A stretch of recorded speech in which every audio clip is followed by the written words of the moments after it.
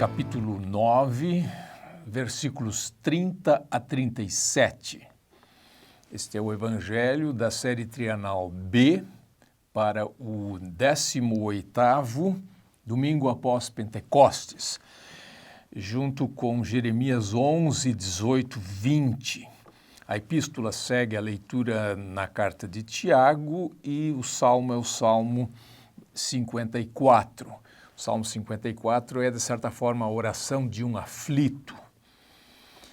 Mas vamos focalizar o texto de Marcos, como de costume. Marcos 9, 30 a 37, são 2 parágrafos aqui no Nestle Aland, e Marcos começa «Kakeiten, exeltontes par eporeuonto diates Galilaias, caiuc etelen hinatis gnoi». A primeira palavra é uma palavra que é única aqui em Marcos. Ela aparece mais vezes no livro de Atos. É, na verdade, uma contração de kai e de ekeiten.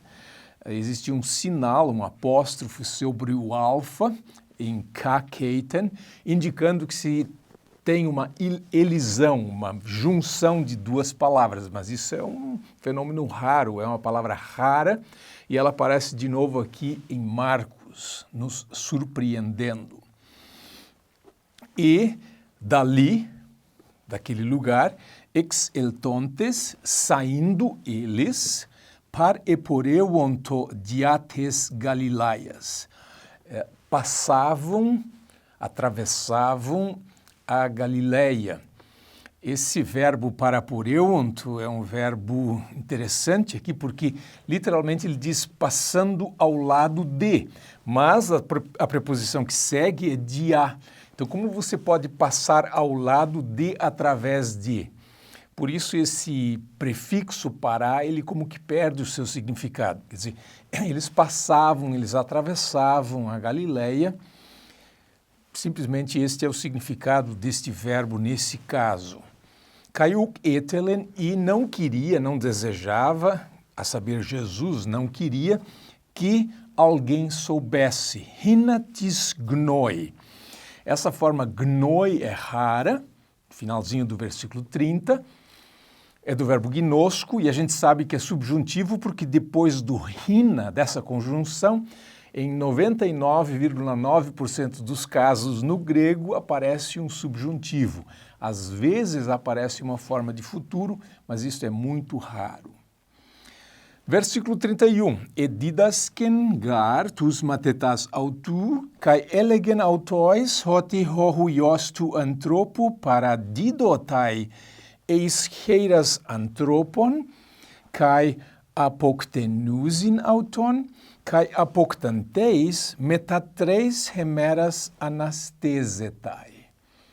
O senhor de um versículo começa com uma forma do imperfeito do verbo didasco, e didasken, terceira pessoa, e ensinava, ou ensinava, a saber, Jesus ensinava, tus matetas autu, os seus discípulos, e dizia a eles. Agora vem o conteúdo daquilo que ele dizia ou ensinava. Hohuios tu antropo, uma designação característica de Jesus, em referência a si mesmo. Os antigos interpretavam isso como uma afirmação da humanidade de Jesus, mas este é um título que também aponta para a sua glória, especialmente aquelas passagens em que se fala do Filho do Homem vindo nas nuvens do céu. O que segue é uma forma verbal no presente, paradidotai, mas ela normalmente é traduzida pelo futuro, especialmente porque os verbos que seguem estão todos no futuro e isso é uma ação que ainda viria a acontecer. Então, o Filho do Homem será entregue, embora o verbo esteja no presente, eischeiras antropon, para mãos de homens, ou nas mãos de homens, kai apoktenusin auton, e eles o matarão, kai apoktanteis, Essa forma é uma forma que é hapax, ela ocorre só aqui no Novo Testamento. De novo, surpreendentemente, em Marcos. É um particípio auristo passivo e a gente poderia traduzir por e, uma vez morto, ou depois de morto, quer dizer, eles o matarão e morto, ou depois de morto, metá 3 hemeras anastesetai. Depois de 3 dias, ressuscitará. Aqui vale a pena chamar a atenção para o fato de que existe uma variante textual que é perfeitamente compreensível, porque o texto aqui diz depois de 3 dias.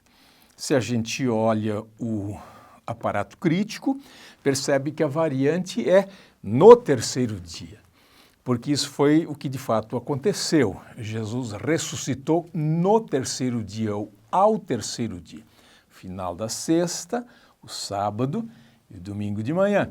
Então não foi literalmente depois de 3 dias, por isso os copistas, vendo essa dificuldade, eles trataram de melhorar ou, na visão deles, corrigir o texto.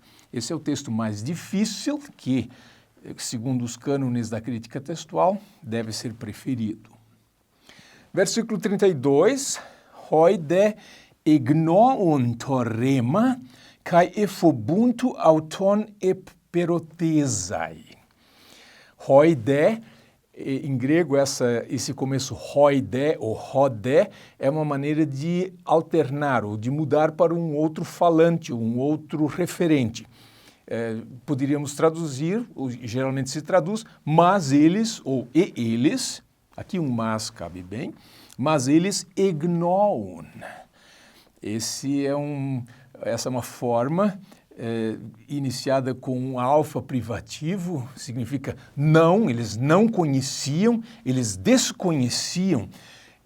Provavelmente a melhor tradução seria eles não entenderam, torrema, a palavra ou a fala, quer dizer, eles não sabiam do que Jesus estava falando, kai efobuntu auton eperotesai. E temiam, tinham medo de quê? De perguntar a ele.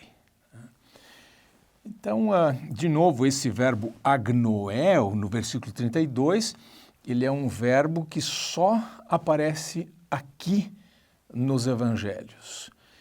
Aliás, em Marcos ele aparece só aqui, ele aparece mais uma vez em Lucas 9:45. Marcos gosta dessas palavras iniciadas com esse alfa privativo, especialmente adjetivos. Sempre o alfa no começo para negar, para dizer que não. Então eles desconheciam o que Jesus estava falando. Versículo 33, Kai elton eis Cafarnaum. Essa é uma típica introdução de perícope em Marcos. Ele usa isso várias vezes, né? Eles chegaram no local, entraram em Jericó. Isso aparece, por exemplo, em 10:46, 11, versículo 11, 27. Então, eles chegaram a Cafarnaum, aquela era a base do ministério de Jesus. E, por assim dizer, agora ele está a caminho, ele está se dirigindo a Jerusalém, aos poucos ele vai chegando lá, em Marcos 11 é a entrada em Jerusalém. Kai ente oikia genômenos eperota autus, ti ente rodô dialogidzeste. E na casa chegando e na casa estando, há em Marcos esse aspecto do segredo, até se falou e ainda se fala do segredo messiânico. Lá no versículo 30, no começo da perícope, fala que Jesus não queria que ninguém soubesse. Isso se repete em Marcos. E a casa, dentro de casa, faz parte desse, assim chamado, segredo messiânico. Então, a casa é um lugar mais reservado, ele está distante das multidões e, nesse ponto, ele se dedica a ensinar os discípulos. Então, quando entrou em casa, perguntou a eles, Ti ente rodô dialogidzeste. O que no caminho dialogidzeste? vocês estavam pensando ou raciocinando. Esse verbo dialogizomai, segundo o dicionário semântico Lounaida, ele entra no domínio número 30, que é o domínio do pensar, do raciocinar. Ou seja, o que passava pela mente de vocês enterrodou, lá fora, no caminho. 34. Hoide esiopon. Eles, porém, mas eles, outro hoide, que, como no versículo 32, esiopon, eles calaram. E agora o evangelista explica, pros allelus gar dialectesan enterrodotis meidson. Entre eles, pois entre eles, no caminho, dialectesan, outra forma rara. Agora aqui o verbo é dialegomai, da dialética, da discussão, ou seja, eles estavam debatendo entre si no caminho. E esse verbo é, de novo, rapax nos evangelhos, só ocorre aqui, ele ocorre mais 10 vezes em Atos. Então eles discutiam tis meidson, quem o maior? Não no sentido de estatura, mas maior no sentido de mais importante. E é interessante, sempre existem três anúncios da paixão de Cristo. Um no capítulo 8, esse aqui no capítulo 9, e haverá um terceiro em Marcos 10. E sempre que Jesus faz esse anúncio, existe esse contraste depois. Ou seja, uma reação dos discípulos que, por assim dizer, desmente tudo aquilo ou contrasta violentamente com aquilo que Jesus afirmou. Ou seja, num momento em que ele fala do seu sofrimento, da sua entrega, da sua humilhação mais profunda, eles procuram glória, perguntando quem deles é o maior. E agora Jesus começa a ensinar.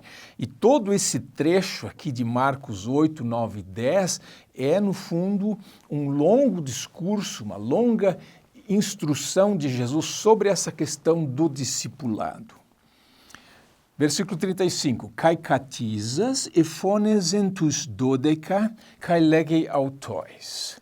Quer dizer, Jesus se assenta, certamente a postura típica do mestre, do rabino, chama os 12 e diz a eles, Eitis telei protos einai, estai panton eschatos, kai panton diáconos.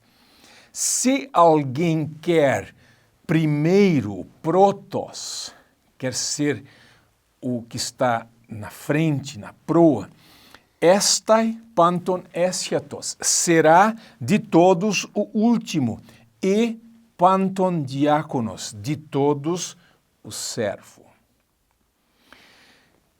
Dito isso, vem agora, digamos assim, a lição ou o ensino ilustrado, no versículo 36. Kai labon paidion estesen auto en meso auton, kai en ancalizamenos auto eipen autois.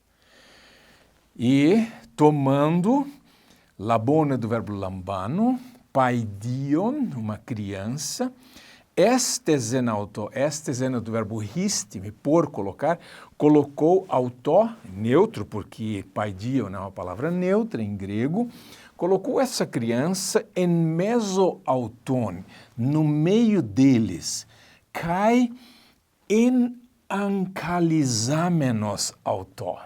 De novo, um verbo raro, ele ocorre só 2 vezes e as 2 vezes em Marcos. Vai se repetir lá em Marcos 10, quando Jesus abençoa as crianças. Ele não só as abençoa, ele as toma em seus braços. Aqui também, ele pegou a criança, abraçou a criança e disse aos discípulos, versículo 37, Hos an henton to iuton paidion dexetai epito onomatimu emedechetai. Kai hos an emedechetai, uk emedechetai alaton apostelantame. Agora vem então o arremate, um ponto alto aqui no final dessa perícope, hos an.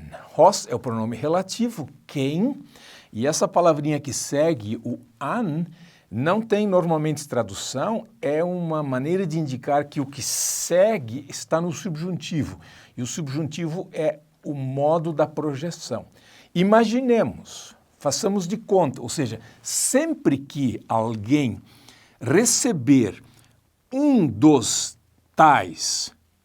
das tais crianças, henton toiuton paidion, uma dessas tais, que é como essas crianças, ou seja, que é uma delas, epito onomati mu, em meu nome. Essa expressão é importante, ela vai se repetir na sequência do Evangelho. Então, quem receber em meu nome, recebe a mim. Kai hos an eme dechitai. E quem recebe a mim, não recebe a mim, alaton aposteilantame, mas aquele que me apostolou, aquele que me enviou. O verbo é apostelo, é uma forma de particípio, e esse que o enviou é o Pai. Aqui está o princípio do apostolado, o do envio. O Pai envia o Filho, e o Filho envia aquele que ele, no caso aqui, quer enviar, ou aquele que o representa, que é um pequenino, uma das crianças. Tanto assim que quem recebe a criança, recebe aquele que, de certa forma, a enviou. Quer dizer, recebe o próprio Cristo. Então esse é o tema, ou esses são os dois parágrafos deste trecho, desta perícope, evidentemente um trecho curto, bastante breve, com uma temática conectada. O que fará o pregador?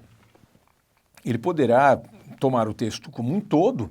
Se ele seguir a deixa ou a indicação da leitura do Antigo Testamento, Jeremias 11, ele vai provavelmente focalizar a parte inicial, que sempre é importante, o anúncio da obra de Cristo. A gente pode tirar uma lição de discipulado, uma lição de humildade, de aceitação dos pequenos, das crianças.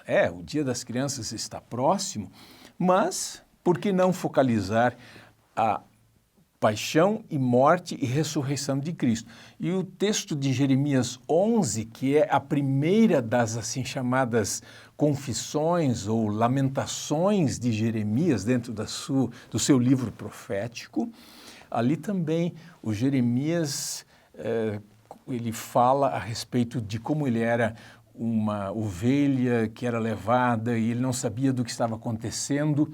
E, nesse sentido, Jeremias é uma espécie de antecipação, ele é um tipo, uma figura de Cristo. Essa conexão aparece com mais destaque em Lucas, mas ela pode ser feita também aqui no Evangelho de Marcos. É uma temática importante nesse período pós-Pentecostes e o pregador poderá ir em diferentes direções, mas eu diria a primeira opção deveria ser o primeiro parágrafo desta perícope.